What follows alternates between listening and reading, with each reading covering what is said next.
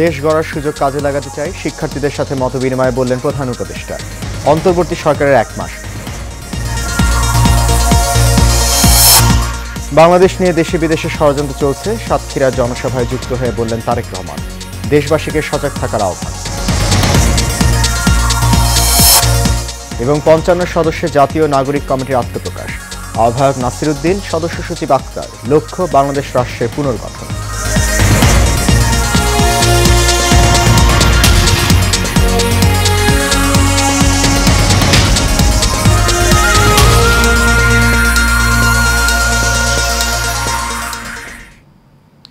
সবাইকে স্বাগত জানাচ্ছি এশিয়ান প্রাইম নিউজে। আপনাদের সাথে আছি আমি সৈয়দ মাহিউজ্জামান মুখর। শুনছেন বিআরবি কেবল ইন্ডাস্ট্রিজ লিমিটেড সংবাদ শিরোনাম। যাচ্ছি পুরো খবরে। দেশ গড়ার যে সুযোগ পাওয়া গেছে তা সর্বোচ্চ কাজে লাগানো হবে বলে জানিয়েছেন প্রধান উপদেষ্টা ডক্টর মোহাম্মদ ইউনূস। প্রধান উপদেষ্টার কার্যালয়ে শিক্ষার্থীদের সাথে মতবিনিময় সভায় এই কথা বলেন তিনি। এ সময় ছাত্রদের প্রতি কৃতজ্ঞতা জানিয়ে সমৃদ্ধ দেশ করতে দেশবাসীকে ধৈর্য ধারণের আহ্বান জানান প্রধান উপদেষ্টা। বিস্তারিত দেখুন নূর মোহাম্মদ ভুইয়া রিপোর্টে। 5 আগস্ট ছাত্র জনতার গণ অভ্যর্থনের মুখে সরকার প্রধানের পদ থেকেই পদত্যাগ করে দেশ ছেড়েছিলেন শেখ হাসিনা। এরপর 8 আগস্ট ডক্টর মোহাম্মদ ইউনূস অন্তর্বর্তীকালীন সরকারের প্রধান উপদেষ্টা হিসেবে দায়িত্ব গ্রহণ করেন। তারপর থেকেই তিনি বিভিন্ন রাজনৈতিক দল, সুশীল সমাজের প্রতিনিধি, পত্রিকার সম্পাদক এবং ব্যবসায়ী প্রতিনিধিদের সঙ্গে মতবিনিময় করেছেন। এসব সভায় রাষ্ট্র সংস্কারের বিভিন্ন প্রস্তাব উঠে এসেছে।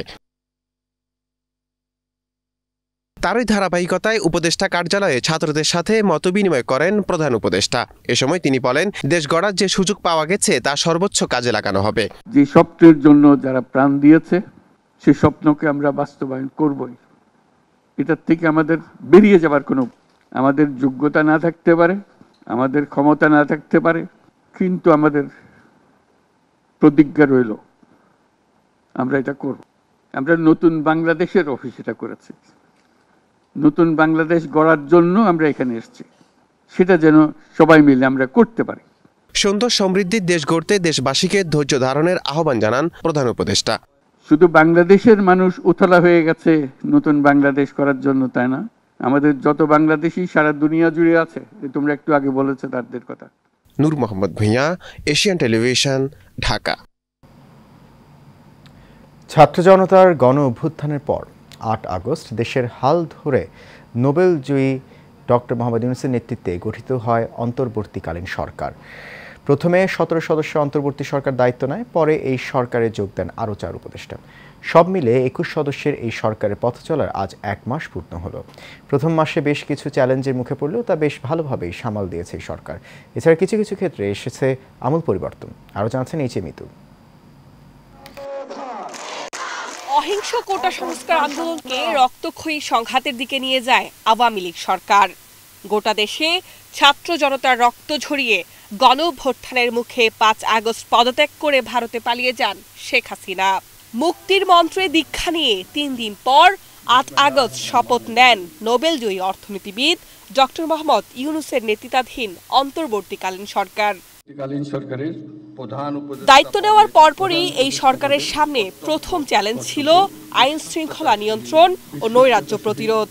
পুলিশ বাহিনীকে কর্মবিরতি থেকে ফিরিয়ে আর সেনাবাহিনী ও বিজিবির সহযোগিতায় সেই চ্যালেঞ্জ অনেকটাই উতরে গেছে অন্তর্বর্তীকালীন সরকার। প্রশাসনের কেন্দ্রবিন্দু সচিবালয়েও শুরু হয় ব্যাপক রদবদল।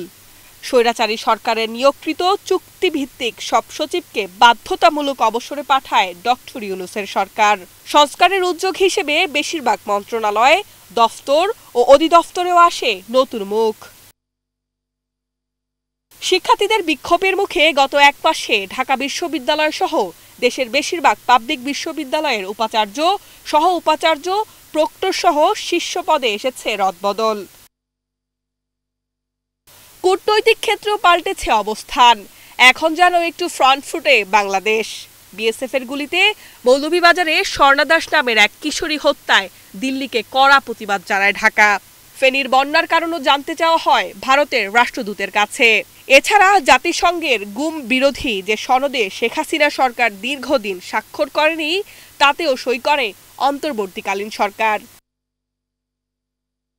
আর জুলাই আন্দোলনের সময় বিক্ষোভ করে আরব আমিরাতে সাজাপ্রাপ্ত ৫৭ বাংলাদেশিকে মুক্তির বিষয়ে দেশটির প্রেসিডেন্টের সঙ্গে কথা বলে ক্ষমার ব্যবস্থা করেছেন প্রধান উপদেষ্টা। অর্থনীতিকে স্থিতিশীল রাখা নতুন সরকারের অন্যতম বড় চ্যালেঞ্জ। বাংলাদেশ ব্যাংকের গভর্নর, এনবিআর চেয়ারম্যান থেকে শুরু করে বেশিরভাগ অর্থনৈতিক প্রতিষ্ঠানের কর্তা ব্যক্তিদের সরিয়ে নতুনদের নিয়োগ দেওয়া হয়েছে। এছাড়া ভোক্তাদের কষ্ট কমাতে নিত্যপণ্যের আমদানি শুল্ক কমিয়েছে সরকার। সামনের দিনে সংবিধান সংস্কার সহ বেশ কয়েকটি বড় চ্যালেঞ্জ রয়েছে এই সরকারের কাছে। অন্তর্বর্তীকালীন সরকার সংকট কাটিয়ে জনগণের আকাঙ্ক্ষা পূরণ করবে বলেও প্রত্যাশা সাধারণ জনগণের। এইচএ মিতু, এশিয়ান টেলিভিশন। বাংলাদেশ নিয়ে দেশে বিদেশে এখনো ষড়যন্ত্র চলছে জানিয়ে নেতাকর্মীদের সজাগ থাকার আহ্বান জানিয়েছেন বিএনপির ভারপ্রাপ্ত চেয়ারপারসন তারেক রহমান। দুপুরে সাতক্ষীরায় বিএনপির সমাবেশে লন্ডন থেকে ভিডিও বার্তায় যুক্ত হয়ে তিনি এই আহ্বান জানান। এ সময় লাখো নেতাকর্মী তারেক রহমানের বক্তব্য শুনতে কলারোয়া ফুটবল মাঠে জড়ো হন। দেখুন বাতেন বিপ্লবের রিপোর্ট। সাতক্ষীরার কলারোয়া ফুটবল মাঠে বিশাল জনসভার আয়োজন করে বাংলাদেশ জাতীয়তাবাদী দল বিএনপি। সমাবেশে যোগ দেন খুলনা ও এর আশপাশের এলাকার বিএনপির হাজার হাজার নেতাকর্মী। নির্ধারিত সময়ের আগেই কানায় কানায় পরিপূর্ণ হয়ে ওঠে কলারোয়া ফুটবল খেলার মাঠ। এ সময় তারুণ্যের অহংকার তারেক রহমান, শহীদ প্রেসিডেন্ট জিয়াউর রহমান ও বেগম খালেদা জিয়াকে নিয়ে মুহুর্মুহু স্লোগান দেয় উপস্থিত নেতাকর্মীরা। সমাবেশের শুরুতে সাবেক সংসদ সদস্য ও বিএনপির নির্বাহী কমিটির প্রকাশনা সম্পাদক হাবিবুল ইসলাম হাবিবের সভাপতিত্বে স্থানীয় ও কেন্দ্রীয় নেতারা বক্তব্য রাখেন। নেতাকর্মীদের বক্তব্য মনোযোগ দিয়ে শোনার পর প্রধান অতিথির বক্তব্য দেন বিএনপির ভারপ্রাপ্ত চেয়ারপারসন তারেক রহমান। তিনি বলেন, সবাইকে সজাগ থাকতে হবে। যে ষড়যন্ত্র দেশের বাইরে ছিল তাদের সে ষড়যন্ত্র এখনো অব্যাহত রয়েছে। তারা কোনোভাবেই চায় না এদেশের মানুষ গণতান্ত্রিক অধিকার ফিরে পাক। ষড়যন্ত্র কিন্তু এখনো থেমে যায়নি। স্বৈরাচারের পতন হয়তো হয়েছে, কিন্তু ষড়যন্ত্র এখনো অব্যাহত রয়েছে। আমরা গত কয়েকদিনে দেখেছি সমগ্র বাংলাদেশের গণতন্ত্র প্রিয় প্রতিটি মানুষের কাছে আমি আহ্বান জানিয়ে বলতে চাই যে আমাদেরকে সজাগ থাকতে হবে। যে ষড়যন্ত্র দেশের ভেতরে ছিল, যে ষড়যন্ত্র দেশের বাইরে ছিল, তাদের সেই ষড়যন্ত্র এখনো অব্যাহত আছে। তারা কোনোভাবেই চায় না এই দেশের মানুষ তাদের গণতান্ত্রিক অধিকার ফিরে পাক। এ সময় জনগণের সরকার প্রতিষ্ঠায় আন্দোলন চালিয়ে যাওয়ার আহ্বান জানান তারেক রহমান। আমাদের আন্দোলন শেষ হয়ে যায়নি।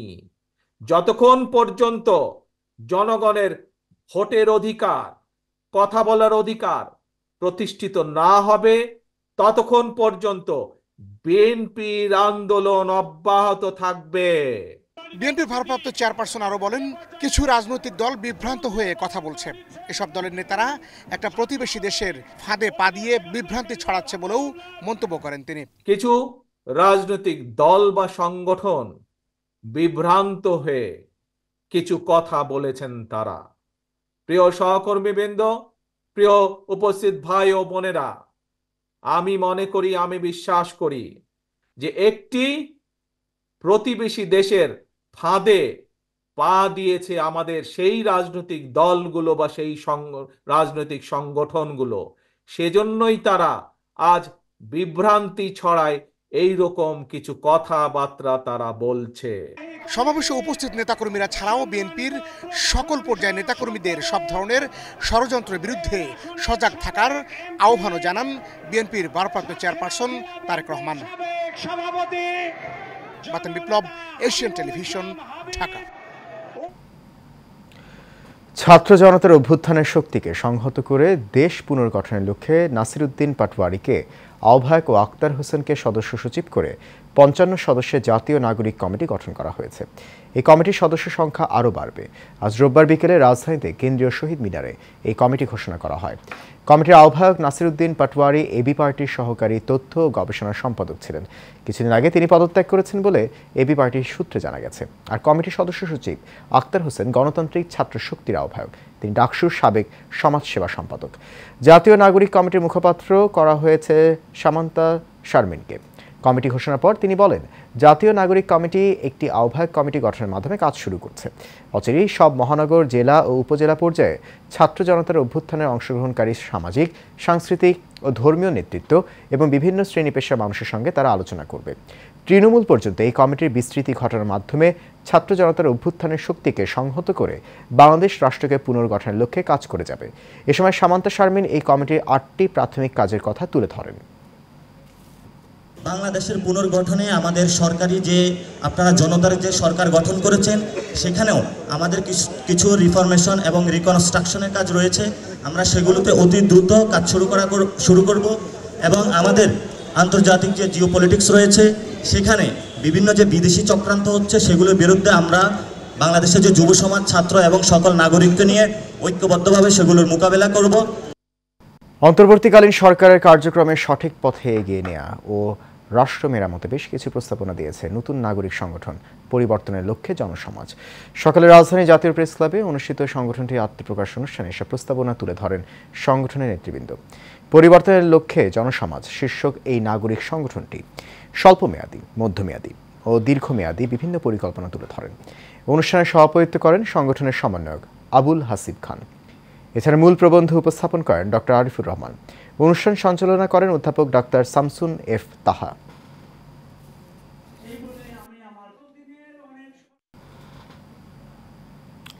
ওটিটি ও ডিজিটাল কন্টেন্ট ইন্ডাস্ট্রির অসাধারণ কাজকে স্বীকৃতি দিতে তৃতীয়বারের মতো ফিরছে Blenders Choice the Daily Star OTT ও digital content award. Ispahani Tea Limited এবং দ্য ডেইলি স্টার দুপুরে সংবাদ সম্মেলনের মধ্য দিয়ে Blenders Choice the Daily Star OTT ও ডিজিটাল কন্টেন্ট অ্যাওয়ার্ড 2023-এর আনুষ্ঠানিক উদ্বোধন ঘোষণা করেন। 2023 সালে রিলিজ হওয়া সকল কন্টেন্টের মধ্য থেকে সেরা কাজগুলোকে সম্মানিত করা হবে এই অ্যাওয়ার্ডে।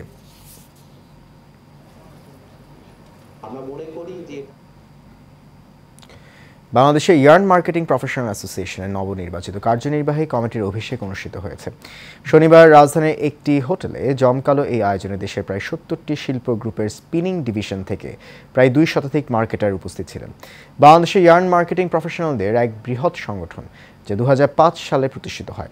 নবনির্বাচিত কমিটির সভাপতি হয়েছেন যমুনা গ্রুপের স্পিনিং ডিভিশনের মার্কেটিং পরিচালক ইঞ্জিনিয়ার ABM সিরাজুল ইসলাম। সাধারণ সম্পাদক হয়েছেন গেটকো গ্রুপের স্পিনিং ডিভিশনের মার্কেটিংয়ের নির্বাহী পরিচালক রুহুল আমিন আশিক। আর এই পর্যায়ে থাকছে খেলার খবর।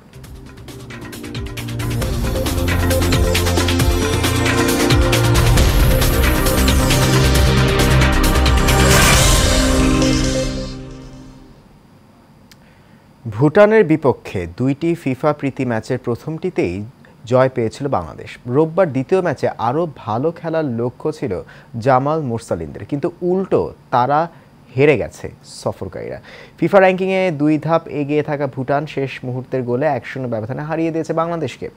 প্রথমার্ধের খেলা গোলশূন্যভাবে শেষ হয়েছিল। 90 মিনিটের মাথায় গোল হজম করে সফরকারীরা।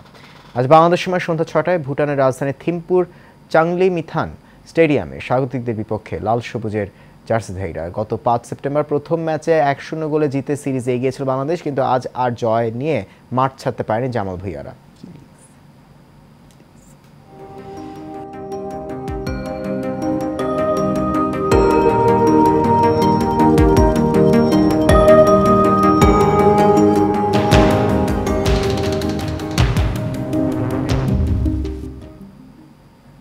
এবার সিওডিল presents health and beauty.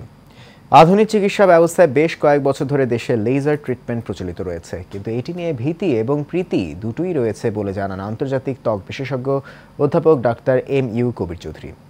Rafiqul Islam রলির রিপোর্টে দেখুন বিস্তারিত।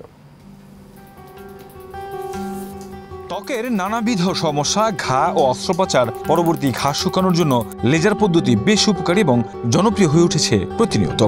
ব্যথামুক্ত এবং কাটাছেঁড়া ছাড়া চিকিৎসা করায় রোগীরাও বেশ স্বাচ্ছন্দ্য বোধ করছেন এই পদ্ধতিতে। লেজার অবশ্যই একটা ভালো চিকিৎসা, ফলপ্রসূ চিকিৎসা, কিন্তু এটা ভালো মেশিন দিয়ে ভালো হাতে করতে হবে, না হলে এটাতে ক্ষতির পরিমাণ, কারণ এটা লাইট, এটা এমন সময় দেখা যায় যে মুখ পুড়ে যেতে পারে, দাগ হয়ে যেতে পারে, কালো হয়ে যেতে পারে।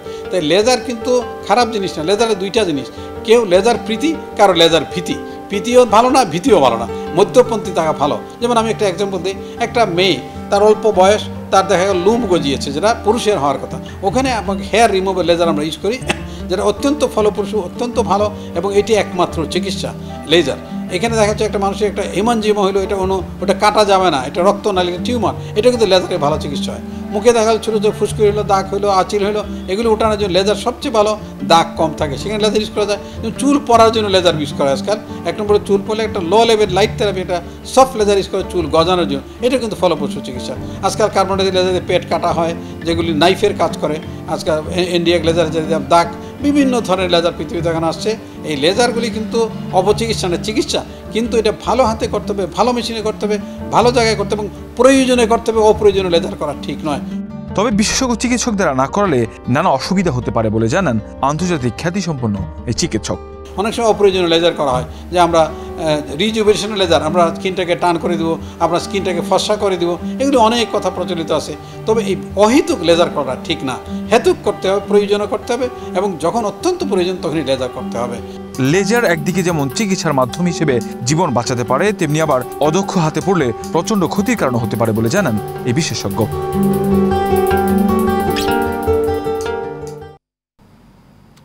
এরই সাথে শেষ করবে এশিয়ান প্রাইম নিউজ। তার আগে বিআরবি কেবল ইন্ডাস্ট্রিজ লিমিটেড সংবাদ শিরোনামগুলো জানিয়ে দিচ্ছে আবার। দেশ গড়ার সুযোগ কাজে লাগাতে চাই, শিক্ষার্থীদের সাথে মতবিনিময়ে বললেন প্রধান উপদেষ্টা। অন্তর্বর্তী সরকারের 1 মাস। বাংলাদেশ নিয়ে দেশে বিদেশে ষড়যন্ত্র চলছে, সাতক্ষীরার জনসভায় যুক্ত হয়ে বললেন তারেক রহমান। দেশবাসীকে সজাগ থাকার আহ্বান। এবং 55 সদস্যের জাতীয় নাগরিক কমিটির আত্মপ্রকাশ, আহ্বায়ক নাসির উদ্দিন, সদস্য সচিব আখতার। লক্ষ্য বাংলাদেশ রাষ্ট্রের পুনর্গঠন। এশিয়ান প্রাইম নিউজ এ পর্যন্তই। আমাদের পরবর্তী আয়োজন দেখার আমন্ত্রণ রইল। এতক্ষণ সঙ্গে থাকার জন্য অনেক ধন্যবাদ সবাইকে। শুভরাত্রি।